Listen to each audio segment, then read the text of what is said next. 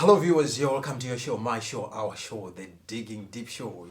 And as a promise on the Digging Deep Show, we want to bring things that help you. Yes, I mean you. Capital letter Y O U. You're just watching me. This year, 2016, we just want to see the greatness that is within you being extracted and being shown out. I know most of us have been hearing this word, the word potential, and one of the great man, the late Mouse Monroe, says there's nothing frustrating that life that dies with its full potential. And 2016, I hope it's a year you have set out and say, God, I want everything that is within me to come out. I want to die empty. And that's in the studios is a man who is so vocal, vibrant, and well known within this area of maximizing your full potential, realizing your purpose, and knowing the direction of life which you were created for. Whom am I talking of? None other than Brother John Kurubo. Welcome, Brother John. Thank you so much for that introduction. Welcome and good morning, viewers, as well. Yeah. Yes. More about yourself. I just said a brief, and our viewers would like to know more about you. Okay, so my name is John Kurubo, as you said, and I'm mainly known as a life coach, but other people know me as a youth advocate. I speak highly of the youth, and I'm always engaged with the young people. And also I'm a speaker as well, a motivational speaker. So it's in a sense, I'm a confidence coach for all people. 2016, many people are rushing, looking for jobs 9 to 5 and all that stuff. And Yes. You decided to take the path of mainly working with young people. What inspires you? Well, you mentioned someone that I admire greatly. So you mentioned Miles Monroe, and that quote about dying empty as well. And one of the things he says is that he asks the question of the audience, what is the most wealthy place, the most richest place you can think of? And people will go through their ideas, maybe the oil fields of the Middle East, maybe the diamonds in Africa, the diamond wells. But no, he said that the most valuable place is the graveyard, because there you have all the inventions, you have all the books unwritten, poems and music that hasn't been orchestrated yet. And so many of us die without realizing our true potential. So 2016, my focus has always been about the young people, and it continues to be because they have the most potential. In England, mainly in London, every time we switch on our televisions or reading newspapers, you're seeing knife crimes, gun crimes, and mainly they are our young people, the people of color. How are you managing to kind of harness or to tame them? Because in our eyes, they seem to be so wild. Well, it's amazing because the young people, they don't seem to listen. You're so smartly dressed today, and I have to say, but it's like they won't listen to an adult in a suit or someone that they think is too close to their parents. So instead, they'll listen to their peer group. So what I've been able to do with the help of I have a pastor that oversees me, and I have colleagues as well that help me, is that we've been able to create something called the Young Soldiers. It's a youth group, performing arts youth group, and the young people themselves, they're the ones that speak to the other young people. So they do it in song, in dance, in drama, but they'll speak about the issues you mentioned, so anti-knife and gun, bullying, all these things that young people have in their lives at the moment, but they have a young voice that's telling them the right way to go. Yeah, you mentioned you have a pastor, you have other people working within the Christian community. So is the group Young Soldiers, is the name of the group, is it? That's correct. Is it mainly for the Christian community, or what about those who are non-Christians, probably from the Muslim community, and others who don't believe in anything?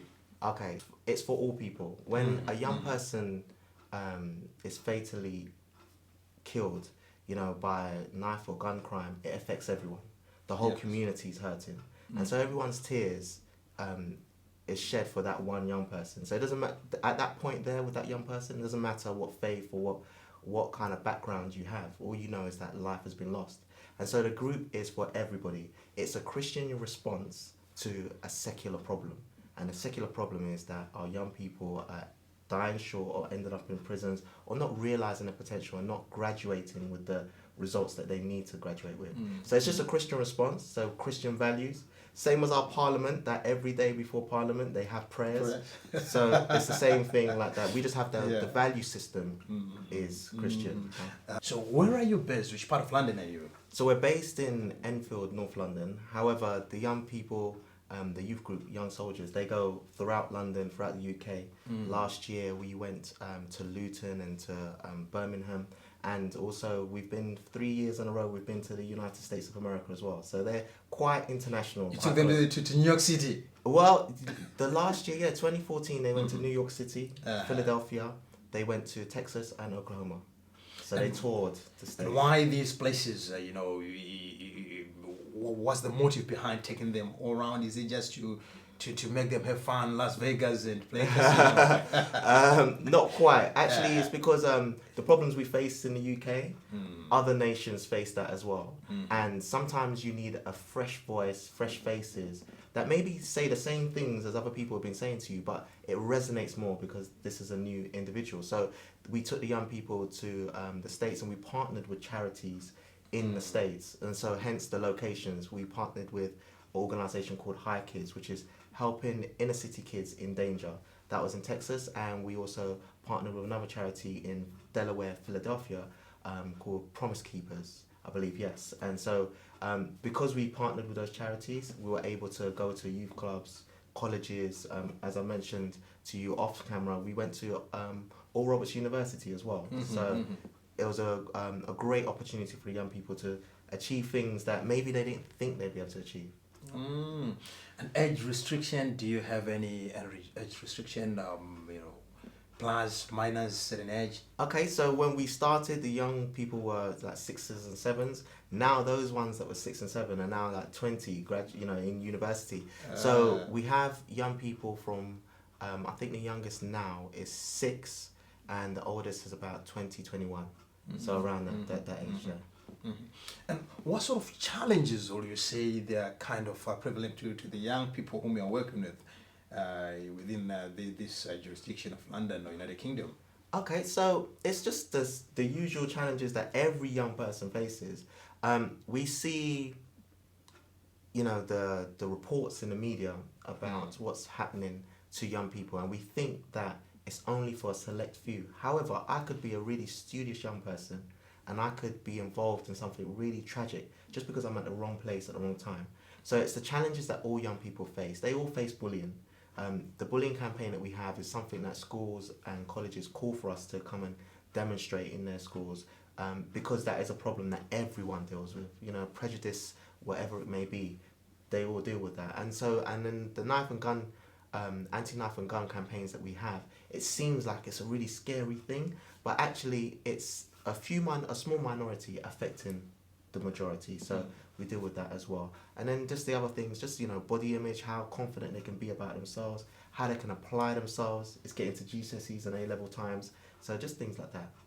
And there has been a lot of stereotyping, mainly to this young group.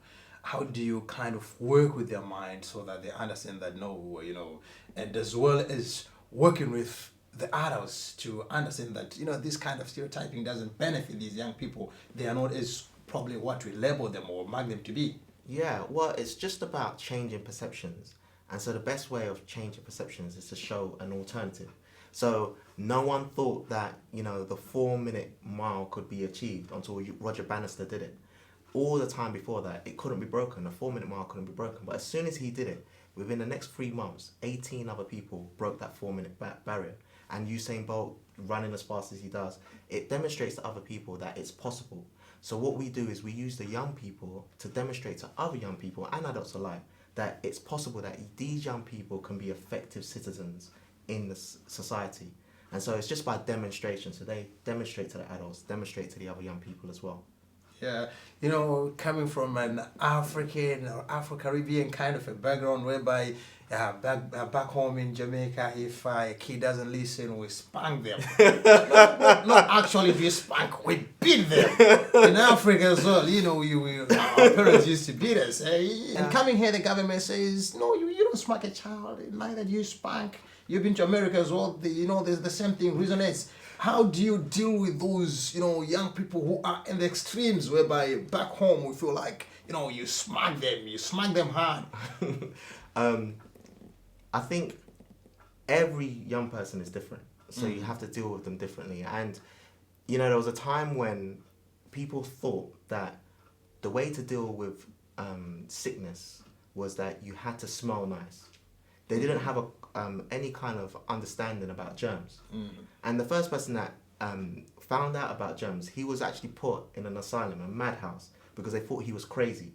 So back home, I'm from Nigeria, my parents are from Nigeria, and I grew up with my grandmother, who's really traditional. So they might have had an understanding that smacking was the only way.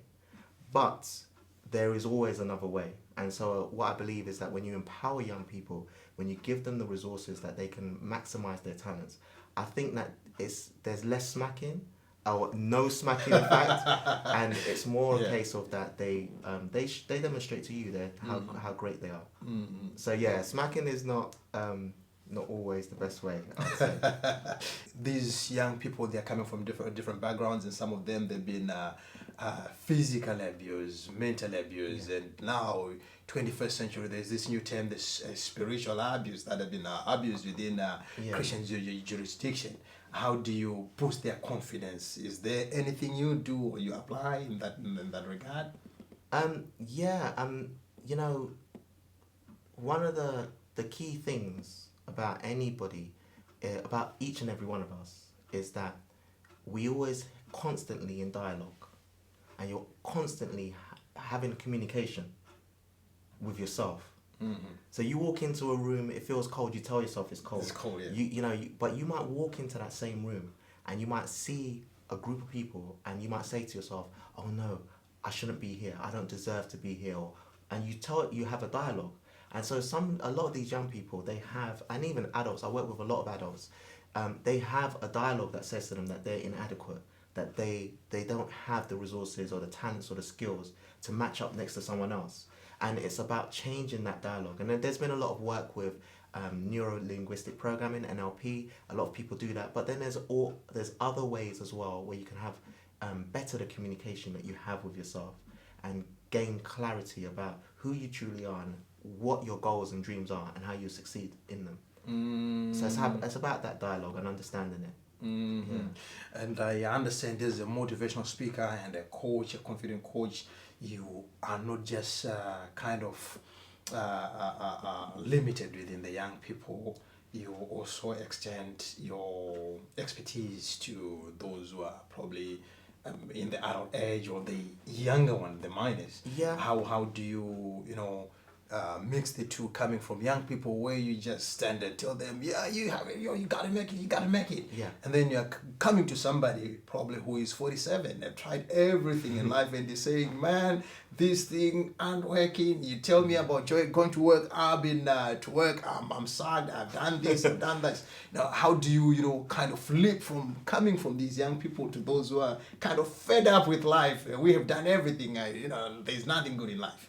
Well, with every person's individual, so every case is different. But a lot of the times with adults, because they are fed up, they want to change. And it's that simple. There's a motivation and there's a drive to change. Yeah. With the young people, they haven't experienced all the life experiences before them. So in their case, they don't know that there's anything else. So sometimes it can maybe be harder, but then at the same time you have a blank canvas with a lot of young people and you can really work with them and really grow them. But adults, because they have that motivation, sometimes it could be just a small thing that can change their whole perception, and their life could just change in one small area.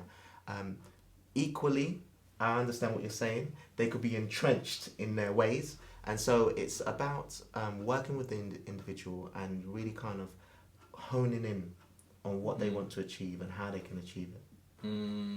You are somebody who is known of the issue of purpose, maximizing your potential, and trying to push people to bring out who they really are and making them to realize that which is the greatness which is within them, like Les Brown would say, put it. What would you say is the major limit which limits many people?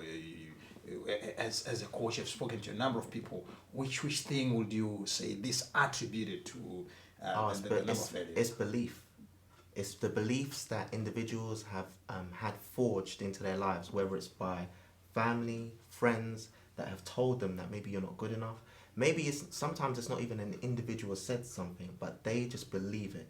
They tried something when they were a child, they failed, and from then on, they mark themselves as failures. Yes, exactly that. So it's just the beliefs that individuals have within themselves, and if you can overcome that belief, we've seen, we had in 2012 a glorious time with the London Olympics, and one of the great things was after the main Olympics, you had the Paralympics, yes. And you saw individuals that were, achieving great things that even able-bodied people were amazed at. The stadium was filled watching the Paralympics. But what that tells you is that it's not so much your physical attributes. It's not so much your mental attributes. It's more the communication you have mentally. So if you can change that communication, you can achieve great things. You might not be top of the class in maths, but you can do great things in maths if you apply yourself in the right way. Some of the resolutions which you wrote in January, now we have even forgot about them, and we can't even remember what we wrote. So if you are like such a person and you need a jump start, here is a man who can help you. His details are right on the screen. Get in touch with him. Yeah, please do. And I know the question now with many people is, you are working with a number of people. Yeah. Some, their goal is, I want to probably have a world round trip. The other one, his goal is weight loss. Then the third one wants to be a millionaire. Yeah. How do you help all of us to measure our success? Like I said, the starting point is the communication you have in the mind. So we start there and we measure how healthy is the communication that you're having in your mind. If you're having unhealthy thoughts, it doesn't matter if you want to just walk 10 yards, you're not going to achieve it unless if you get it right. So, but then at the same time as well, there are practical things you can do. And a lot of people that are in the places of work, they'll understand the acronym of SMART goals or SMART objectives, which is an acronym for S being specific, M being measurable, A being achievable, T timely, realistic and timely. Sorry. So the idea behind that is that you set your goals around these parameters, and because you set your goals around these parameters, what happens is that you can now measure where you are, and you can refine them, evaluate, refine, and then move on to the next goal. And you will get closer to being that millionaire. Yes, Brother John, just straight into the screen. There's somebody who is watching the program and he's thinking, the world is not as fair as I thought. And there's a young person right there who is watching and saying, come on, dude, I've tried all these things, man. The things aren't working. What word of advice would you say to them? There's always hope. Where there's life, there's hope. And that means that while you have breath in your being, it means that there's a hope for a better tomorrow. You can ask any person that has been a prisoner of war or been in a dire situation, when they were released, when they had that opportunity to liberate themselves of those things that were holding them down, they realized that all the time there was hope. And that's what I'm saying to you right now. You can work with someone like myself, or there are other individuals you can work with. But one of the things is that I'd ask you and urge you to do is just think about how you're communicating with yourself. What are you saying to yourself on a daily basis? There's a story that, if you tell a young person, a child, that they're going to be stupid, guess what? They will be stupid if you repeat that into them. But if you say you're going to be great one day, if you say to them you're going to be smart one day, I can see great things in you, that young person will endeavor to achieve those words that you've said within them. And they will see some entitlement within themselves to be great. Like, I'm entitled because, you know what? I am great. And so that's what I say to you, each and every one of us. The organization that I lead is called Sliced Bread. It's Sliced Bread Coaching. And the reason why it's called Sliced Bread is because everyone has heard the catchphrase, the best thing since sliced bread. And I'm saying to you that you're the next best thing. You're the next greatest innovation, invention, individual, inventor, creator, musician, whatever it is you want to be. You're the next best thing. And I'm looking forward to seeing your greatness. Reading that book that you're about to write, looking at that movie, seeing you catching an award somewhere. Thank you so much. Yes, there's a statement that says, if there is no enemy within, the enemy outside can do us no harm. So if you are just standing strong and saying, yes, I can do it, no matter how bad it is outside, as long as you believe in yourself, you will definitely achieve. Brother John, thank you so much Thank you for having me. coming here on the Digging Deep Show. I know we pray that the Lord will enable you to do great and encourage those outside. To our viewers, what more shall I say apart from saying thank you so much for giving us your precious possession, which is your time, God willing, time permitting. We'll meet again on the Digging Deep Show next week, same time, same channel. To those who support the Digging Deep Show, like I said, the Digging Deep Show will not go this deeper if it was not because of you. So thank you for supporting us. For me and the rest of the team on the Digging Deep Show, we are signing out till we meet again. Mwah! I love you all. Kuti is my name. God bless you.